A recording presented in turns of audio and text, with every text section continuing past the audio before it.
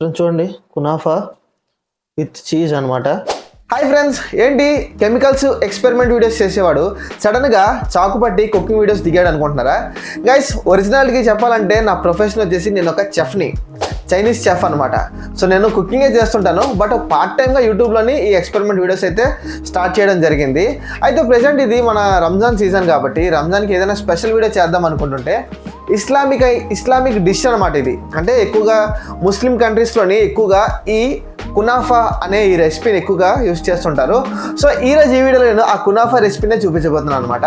Friends, videos ఇప్పటివరకు experiment videos చూశారు కదా, అలాగే మా కుకింగ్ వీడియోస్ ఎలాగున్నాయో చూడండి. ఒకవేళ మీ అందరికీ మా కుకింగ్ వీడియోస్ నచ్చినట్లయితే నెక్స్ట్ ఏ వీడియో చేయాలో కింద కామెంట్ చేసినట్లయితే, సో వీలైతే ఇంకా కుకింగ్ వీడియోస్ని మరిన్ని ఇంట్రెస్టింగ్ మంచి రెసిపీస్ని మీ ముందుకు తీసుకురావడానికి అయితే నేను ట్రై చేస్తాను అనమాట. సో ఇప్పుడైతే ఈ కునాఫా వీడియోని చూసేయండి.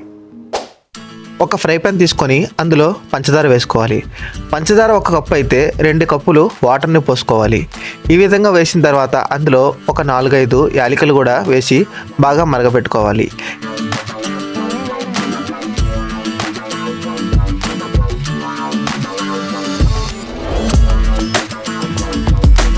ఇలా మధ్యలోని ఆ పాకాన్ని కలుపుతుంటే పాకం గట్టిపడడం మనం గమనించవచ్చు.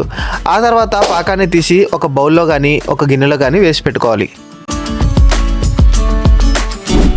ఫ్రెండ్స్, ఇదిగోండి, ఇదే కునాఫా సేమియా. ఈ కునాఫా సేమియాతోనే ఇప్పుడు మనం స్వీట్ని తయారు చేయబోతున్నాం. ఫ్రెండ్స్, ఇది ఆల్రెడీ రోస్ట్ అయిందనమాట. మార్కెట్లో ఒక్కొక్కసారి రోస్ట్ కాలేని సేమియా కూడా దొరుకుతాయి, అవి వైట్ కలర్లో ఉంటాయి. సో ప్రెజెంట్ నేనైతే రోస్టెడ్ కునాఫా సేమియాని తీసుకున్నాను. సో ముందుగా దీన్ని చేత్తోని ఈ విధంగా చిన్న పీసులుగా విరగొట్టుకోవాలన్నమాట.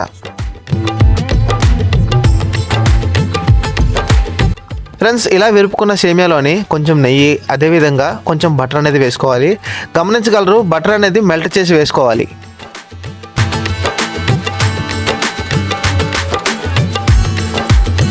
ఇప్పుడు ఆ నెయ్యి, ఆ బటర్, అలానే ఆ సేమియా బాగా కలిసేలాగా ఒకసారి చేత్తో కలుపుకోవాలి.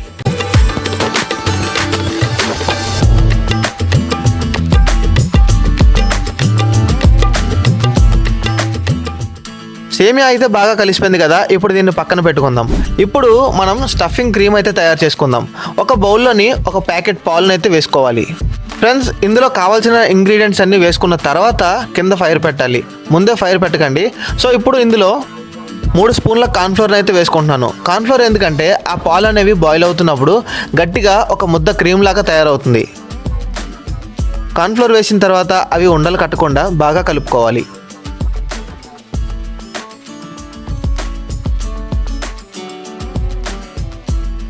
ఫ్రెండ్స్, ఇప్పుడు ఇందులో స్వీట్నెస్ కోసం 5 చెంచాల చక్కెరను అయితే యాడ్ చేసుకుంటున్నాను. నాకు తగ్గట్టుగా నేను 5 చెంచాలు వేసుకున్నాను. ఒకవేళ మీకు ఇంకా స్వీట్నెస్ కావాలనుకుంటే స్వీట్నెస్ అనేది పెంచుకోవచ్చు. ఇదిగోండి, దీన్ని మిల్క్ మేడ్ అంటారు. పాయసాలు లేదంటే ఏదైనా స్వీట్ ఐటమ్ తయారు చేసుకున్నప్పుడు కొంచెం టేస్ట్ బాగుండడానికి దీన్ని యాడ్ చేస్తారనమాట. సో దీన్ని కూడా ఒక 4 నుంచి 5 స్పూన్లు అయితే వేసుకుంటున్నాను. ఫ్రెండ్స్, దీన్ని స్లైస్ చీజ్ అంటారు, శాండ్విచ్లో యూస్ చేస్తారు కదా. సో దీన్ని అయితే ఒక 2 స్లైస్లు అయితే వేసుకుంటున్నాను. ఇప్పుడు దీన్ని స్లో ఫైర్లోని సిమ్లో ఉంచి అలా కలుపుతూ ఉండాలి.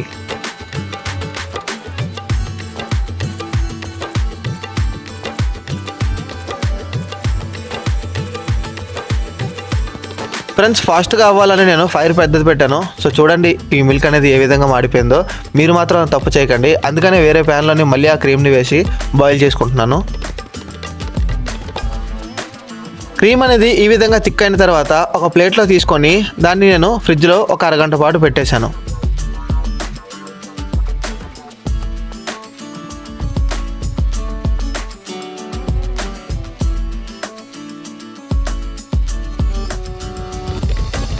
ఇప్పుడు ఒక ఫ్రై పాన్ తీసుకొని దాంట్లో మెల్ట్ చేసిన బటర్ని వేసుకోవాలి. అది బాగా స్ప్రెడ్ చేసుకొని దానిపైన ఇందాక మనం నెయ్యి అలాగే బటర్ కలిపి పెట్టుకున్న సేమియా ఏదైతే ఉందో దాన్ని ఆ ఫ్రై పాన్ పైన ఒక లేయర్ లాగా అయితే వేసుకోవాలి.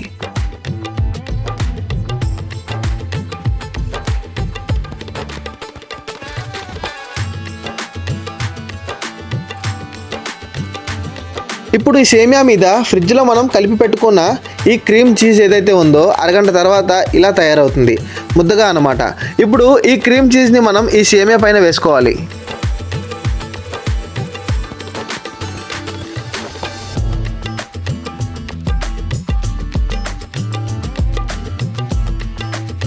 ఫ్రెండ్స్ నేను ఈ స్లైస్ చీజెస్ని ఇంకొంచెం ఎక్స్ట్రా యాడ్ చేసుకుంటున్నాను. మీకు కావాలంటే యాడ్ చేసుకోవచ్చు, లేదంటే లేదు. ఆ స్లైస్ చీజెస్ పైన మళ్ళీ ఒక లేయర్ క్రీమ్ చీజ్ని అయితే వేసుకుంటున్నాను.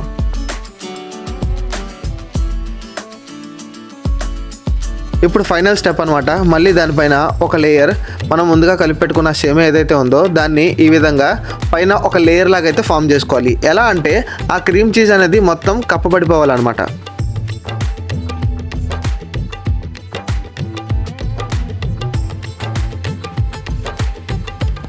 ఇప్పుడు ఆ ఫ్రై ప్యాన్ని తీసుకెళ్ళి డైరెక్ట్గా మంట పైన పెట్టి ఒక 10 నుంచి 15 నిమిషాలు వదిలేయాలి, స్లో ఫైర్లో అనమాట. ఆ తర్వాత మనం పైనుంచి ఇంకొంచెం మెల్టెడ్ బటర్ని వేసి ఒక ప్లేట్ని కానీ లేదంటే ఇలా పెనాన్ని కానీ పెట్టి మనం దాన్ని తిప్పుకుంటే ఇదిగోండి ఇలా కనిపిస్తుంది. ఫ్రెండ్స్, కునాఫాని మనం ఇంట్లో చేసుకున్నప్పుడు ఫ్రై ప్యాన్ మీద కాబట్టి ఈ విధంగా మాడుతుంది. అదే ఓవెన్లో చేసుకుంటే మాత్రం ఇలా అనేది ఉండదన్నమాట. సో నో ప్రాబ్లం, ఈ విధంగా మనం పైన మాడిన లేయర్ని తీసేయచ్చు.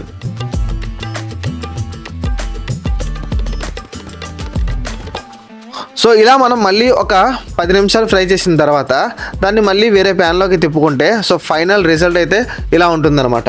గైస్, ఇప్పుడు మన కునాఫా అయితే రెడీ అయిపోయింది. దాన్ని నేను ఒక ప్లేట్లోకి అయితే తీసుకుంటున్నాను. సో ఫైనల్లీ చూడండి ఫ్రెండ్స్, మన కునాఫా వచ్చేసి ఎలా ఉందో.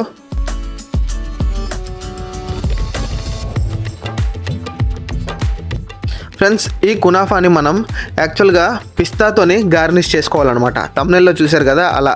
బట్ మన దగ్గర పిస్తా అవైలబుల్ లేదు, లేదా బడ్జెట్ ప్రాబ్లం అనుకున్నా పర్వాలేదు.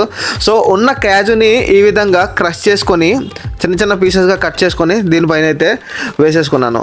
ఫ్రెండ్స్, ఇప్పుడు దీన్ని సర్వ్ చేసే ముందు ఫస్ట్ మనం తయారు చేసుకున్నాం కదా షుగర్ సిరప్, ఆ షుగర్ సిరప్ని దీనిపైనుంచి అది బాగా తడిచేలాగా ఈ విధంగా వేసుకోవాలి. గైస్, ఒక్కసారి చూడండి, దాన్ని కట్ చేస్తుంటే లోపల చీజీగా క్రీమ్గా ఎంత బాగుందో. గైస్, చూడ్డానికి ఎంత బాగుందో తినడానికి కూడా అంతే బాగుంది.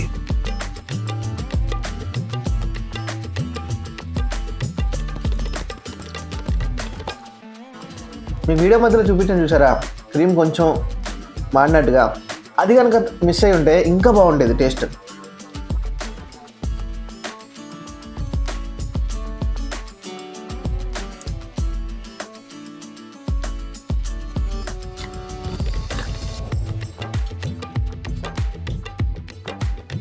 So guys, finally first time అయినా సరే నాకైతే నచ్చింది. సో చూసారు కదా, మీరు కూడా ఈజీగా ఇంట్లోనే తయారు చేసుకోవచ్చు అనమాట దీన్ని. ఐ హోప్ గైస్ మీకైతే వీడియో నచ్చింది అనుకుంటున్నాను. వీడియో నచ్చితే ఖచ్చితంగా లైక్ చేయడం మర్చిపోకండి. అలాగే నెక్స్ట్ వీడియోలోని ఏం తయారు చేయాలో కామెంట్ చేయండి. ఒకవేళ మా కుకింగ్ వీడియోస్ నచ్చినట్లయితే ఇంకా కుకింగ్ వీడియోస్ని కంటిన్యూ చేద్దాం.